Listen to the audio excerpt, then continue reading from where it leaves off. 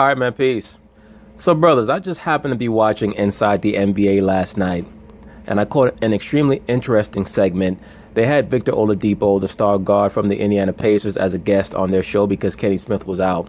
And I caught something right after the little mini segment of what they call EJ's Neato Stat of the Night.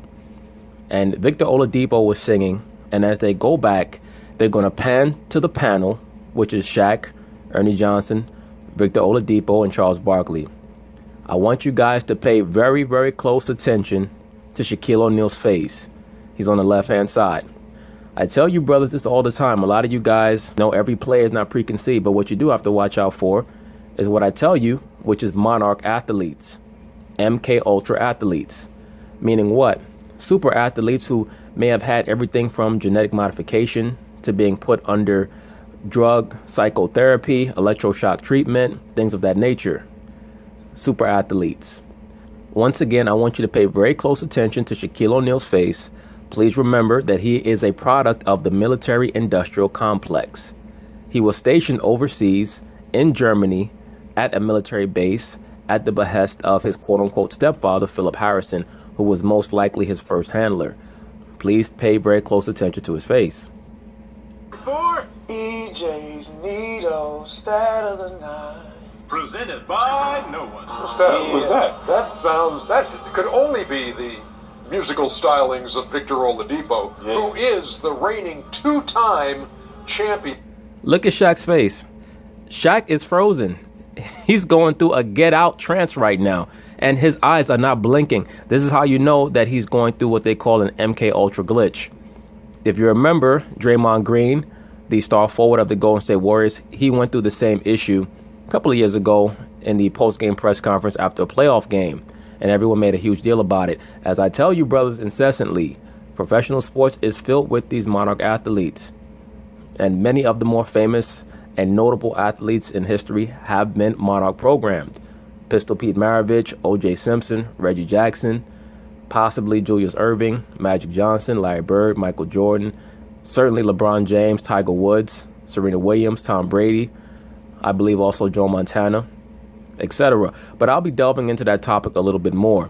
But once again, look at Shaquille O'Neal's face. I'm going to rewind it back, and you're going to see that his face is going to stay in that same position all the way until they pan away from him. And then when they come back, he's going to be brought back into quote-unquote reality.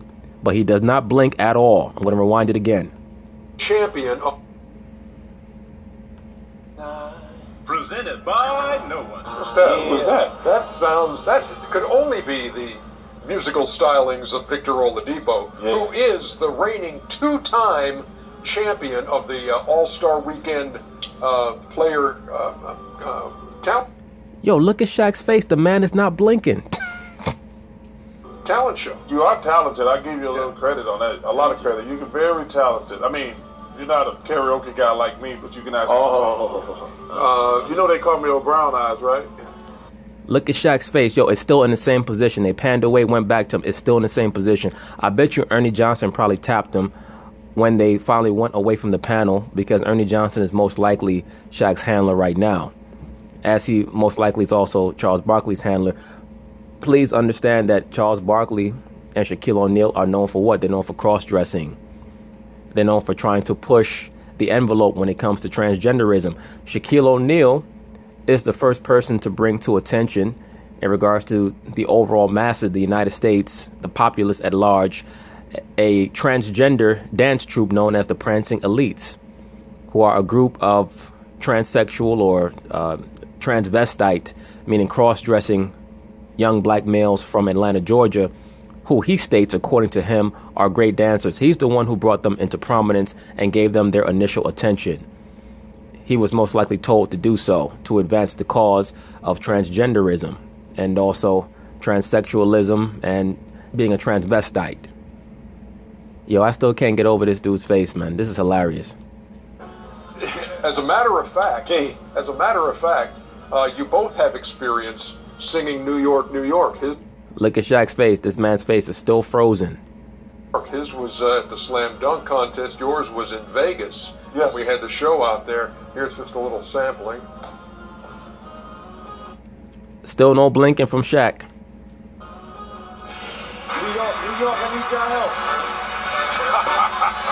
I like it. Okay, kid. And this kid can really sing, by the way, too. Oh, he can sing. He's trying to get a record deal. I'm leaving today. Okay, that's not bad. Okay, Riri likes it. To be a part of it. New York, New York. Oh, okay. I'm not mad at you. Up, Nicki Minaj licking her lips. She wants some Victor Oladipo. Nicki Minaj and Rihanna are a couple of monarch butterflies. They're beta programmed.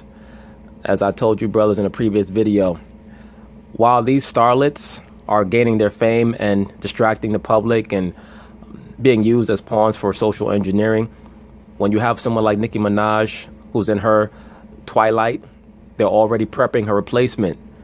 Now you have Cardi B. As Cardi B is going through her process of superstardom, they're already prepping her replacement. What does that mean?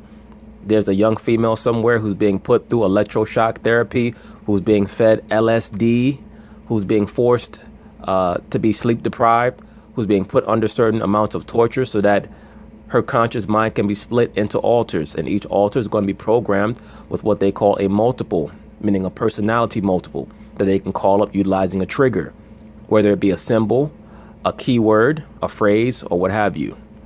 That's truly what it's all about. You're looking mostly at flesh and blood androids in the entertainment industry.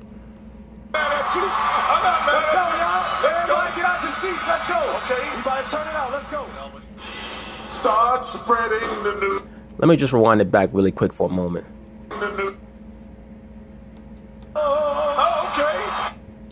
And you see her there at this time, Nicki Minaj was still with quote-unquote Meek Mill, the Luciferian pawn and the sex toy for a lot of these elite sports owners. That's why they fed over him so much. A lot of people saying that he's a clone. I'm not sure whether he's a clone or not. I doubt if he's a clone. He most likely was just put under a deeper level of programming while he was locked up. Or he could be a clone. Who knows? I mean, it really doesn't matter, brothers, because once they sign these contracts, they have no soul anyway. They're done. They can be taken out whenever that faction chooses to take them out in order to satiate their god, that being Lucifer, Pan, Bacchus, Dionysus, whatever you want to call that entity. That is who they venerate. That's who they worship. Okay? So these people are all privy to the understanding that their lives can be ended at any moment. Listen to Nicki Minaj's intro on Kanye West's album, which I thought was his best album, Dark Twisted Fantasy. Listen to her intro on the title song, Dark Twisted Fantasy.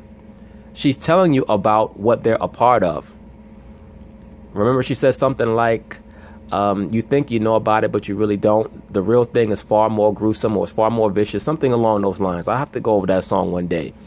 But what she was talking about are the people who think that they understand the craft, but they really don't. Because most people refer to the genesis of the quote-unquote Illuminati as dating back to 1776. And what she was telling you on that album was that they take it back all the way to Kemet / Babylon, which is where you had the rise of Cush and Nimrod. Okay, those are the forefathers of what they believe in, what they adhere to today.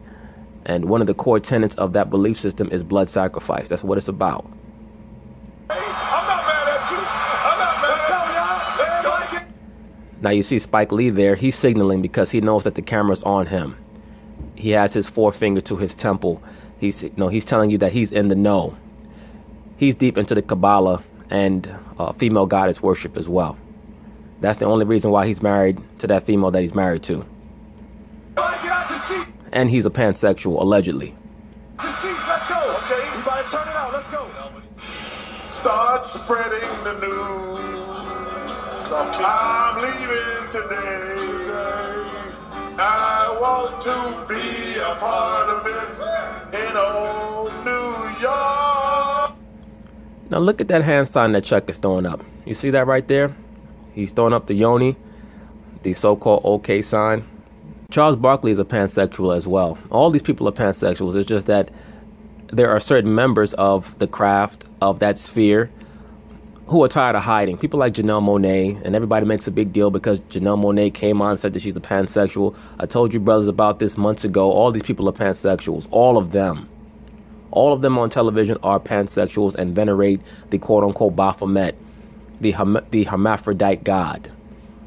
Please understand that term hermaphrodite. It comes from the ancient god Hermaphroditus, who was what? The son of Hermes and Aphrodite. Who is that? Hermes is Cush. Hermaphroditus is talking about Nimrod. Okay?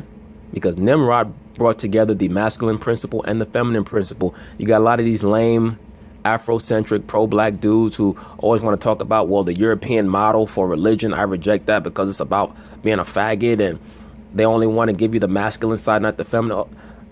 Notice, these guys, these so-called pro-black dudes, they never talk that shit to actual people from Africa because they know that actual Africans will reject that bullshit. They don't want to hear what none of these bugged out so-called Afrocentric black American dudes, these fake pro-black dudes are talking about, because they know it's gibberish. It's pure gibberish. And when you go over to actual Africa and most lands where so-called dark-skinned people are from, they will tell you that their culture is about patriarchy because that's how you have order.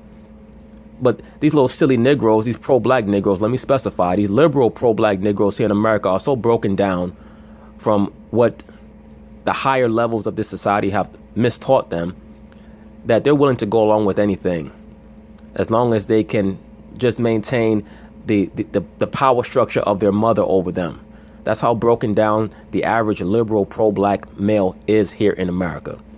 But just getting back to the point, Charles Barkley, Shaq, they're both part of the craft. They're both high-level, quote-unquote, Masons, i.e. Luciferians. And they know what time it is, period. That's why they get feted. That's why they get exalted on television in the way that they do.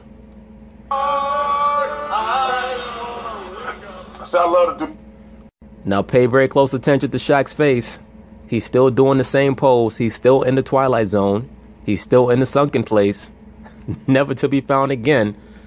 Somebody's going to have to get a teacup with a spoon in it, or maybe a flash of camera in his face to wake his ass up.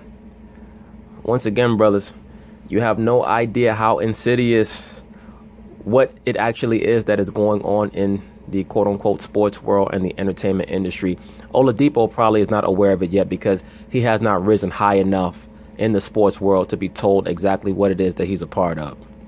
But he's going to find out soon enough if he continues to excel at the level that he is. But please pay very close attention to Shaq's face. Now we're going on in real time, probably about a minute or so, where he has not blinked and he's looking straight ahead into the camera. I love to do karaoke. That's good, isn't it? You see those two mics back there? You made up your own words. You see? Shaq still frozen. You see those Wait, that was the words. Hey, In old New York? Yeah. the long-awaited duet. Victor Oladipo, Charles Barkley, New York. Now Shaq has finally woke up. He finally woke up. Look at that. I'm going to rewind it all the way back from the start again.